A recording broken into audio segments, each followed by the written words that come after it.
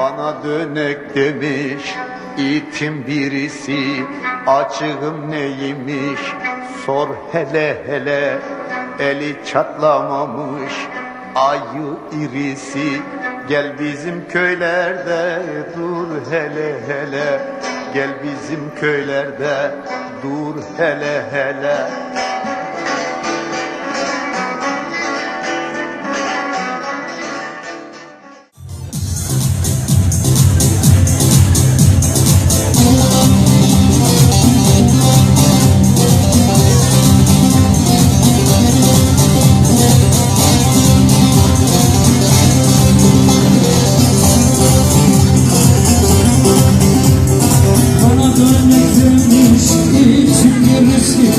Açığım neymiş sor hele hele.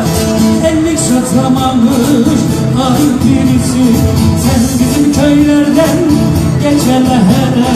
Sen bizim köylerden geç hele hele.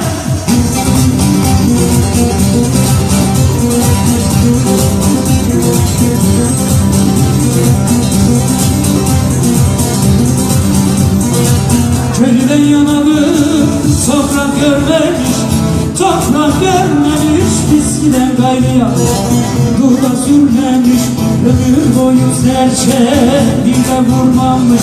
Beni vuracakmış vakitte hele, beni vuracakmış vakitte hele, beni vuracakmış vakitte hele.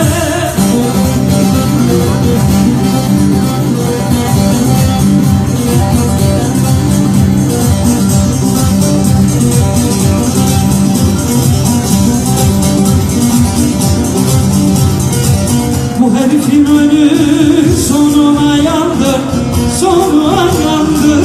Anlayana benim sözümde yandı. Senden korkan hayvan, oğlu hayvandır. Gel de Mahsuni vur hele hele.